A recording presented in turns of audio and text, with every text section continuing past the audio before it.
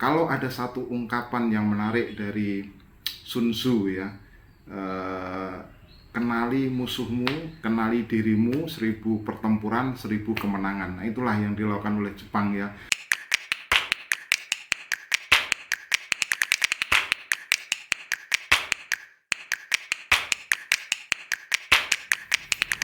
Salam pemirsa, ketemu lagi di channel saya Titis Corner, dan kita kali ini akan membahas sebuah laga yang sangat menarik ya, kejutan berikutnya di Piala Dunia 2022 ketika tim Asia lainnya, Jepang, selain Arab Saudi kemarin yang mengalahkan Argentina, nah kali ini Jepang mengalahkan Jerman 2-1. Nah, apa yang membuat Jepang bisa mengalahkan Jerman?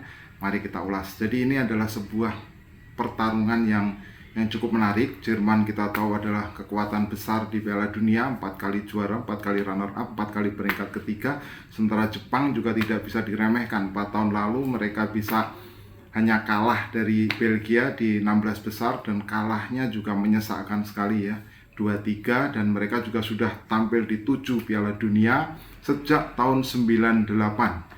Berturut-turut 7 Piala Dunia, dan 2002, kemudian 2010 dan 2018 mereka ke pada 8 final, tetapi tidak bisa atau tidak pernah menembus ke perempat final di 98, 06, 2006 dan juga 2014 mereka hanya bisa sampai di putaran grup. Jadi Jepang sebenarnya tidak bisa diremehkan. Nah, kalau ada satu ungkapan yang menarik dari Sun Tzu ya, kenali musuhmu, kenali dirimu, 1000 pertempuran, 1000 kemenangan. Nah, itulah yang dilakukan oleh Jepang ya.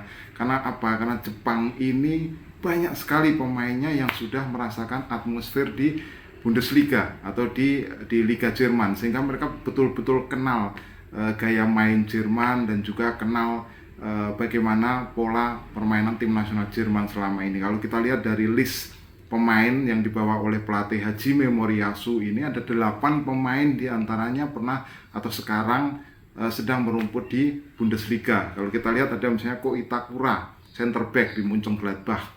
Kemudian Maya Yoshida juga center back, 34 tahun di Schalke. Kemudian Wataru Endo di Stuttgart. Doan, salah satu pencetak gol pertama di Freiburg. Kemudian pemain tengah mereka Daichi Kamada juga main di Frankfurt. Kemudian Takuma Asano di Bochum, Ao Tanaka Düsseldorf, dan juga Hiroki Ito di Stuttgart. Ini masih belum bicara Hiroki Sakai ya, Sakai yang pernah juga bermain untuk Hannover.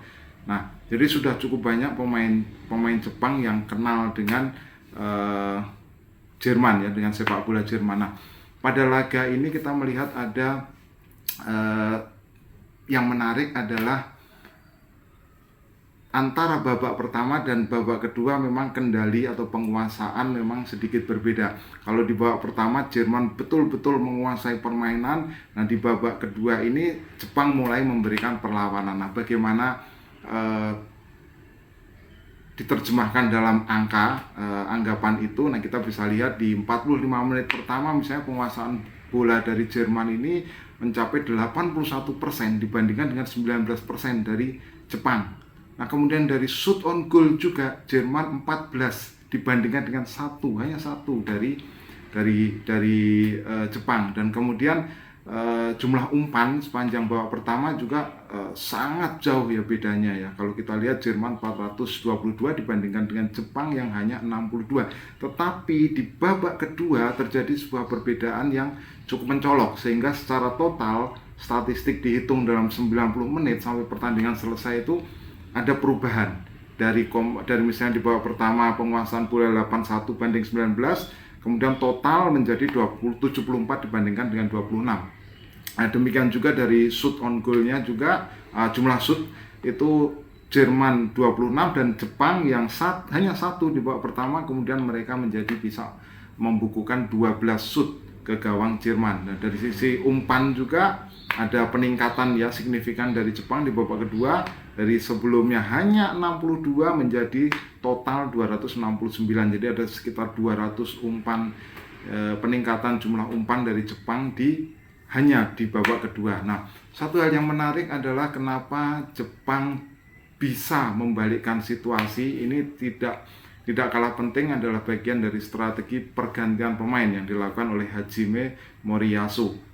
Nah, jadi pergantian pemain mulai babak kedua karena memang di babak pertama Jerman betul-betul menguasai. Nah, kenapa Jerman bisa menguasai pertandingan di babak pertama? Nah, kalau kita melihat head map di sektor kiri lini serang dari Jerman gitu, kita melihat back kiri Raum itu lebih banyak aktif di depan. Jadi sebenarnya Jerman tidak main 4 back sejajar, tapi dia hanya 3 back ya, 3 back di situ kita melihat ada Rudiger, kemudian Schlotterberg dan juga Sule yang ada di belakang. Nah, sementara Raum lebih didorong ke depan sehingga Jerman kita lihat dia menguasai permainan dengan 2 sayapnya, di kanan ada Gnabry dan di kiri juga ada Raum.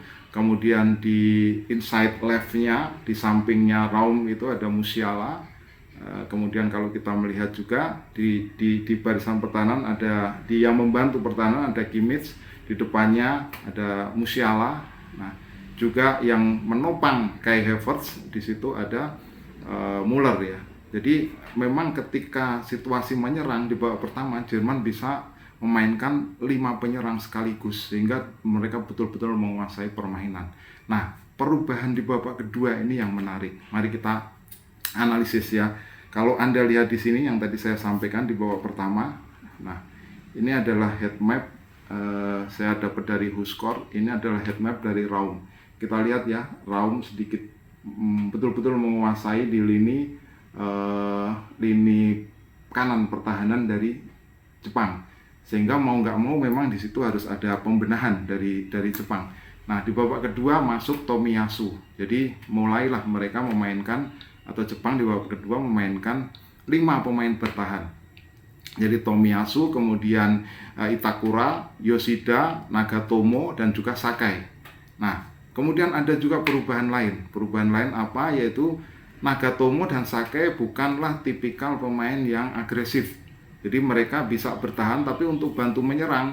Nah, Jepang kan butuh gol ya setelah ketinggalan 0-1. Untuk bantu menyerang mereka harus punya pemain yang agresif. Nah, di babak kedua ini mulai ada perubahan. Sakai keluar ya. Sakai keluar, Nagatomo juga keluar. Nagatomo keluar di menit 57 digantikan dengan Mitoma. Nah, kemudian Sakai juga keluar digantikan oleh Minamino. Ini beberapa pergantian ini yang kemudian mengubah situasi. Nah, di depan juga Maeda digantikan oleh Asano dan Doan juga masuk ya. Doan masuk menggantikan Aotanaka. Itu di menit ke-71. Nah, bagaimana komposisi Jepang di babak kedua? Nah, kita bisa melihat seperti ini. Jadi di belakang itu tidak lagi hanya ada Itakura dan Yoshida, tetapi ada Itakura, Yoshida, dan Tomiyasu. Jadi ada 3 pemain yang berusaha untuk menghentikan dominasi Jerman sebelumnya di babak pertama, yang mereka sampai punya 5 penyerang di depan. Nah, di kanan dan di kiri yang sebelumnya kita lihat backnya konservatif, si Sakai dan juga Nagatomo diganti. Yang di kiri dipasang pemain sayap yang lebih bertipikal winger, Mitoma. Di pemain Brighton. Nah, kemudian di kanan itu yang sebelumnya dia ada lebih bergerak di atas, dia agak ditarik mundur juga untuk membantu pertahanan, tetapi dia lebih fungsional sebagai pemain sayap. Nah, di tengah kemudian kita melihat ada Endo, ada Kamada, kemudian di depan ada Doan, Asano, dan Minamino. Nah, ini kemudian yang menciptakan situasi bagi Jepang untuk menyamakan kedudukan lewat gol Ritsu Doan ya, karena agresivitas Minamino ketika itu. Dan yang penting juga adalah di sini kalau kita melihat skill individu yang paling penting dalam sepak bola adalah first touch ya, sentuhan pertama.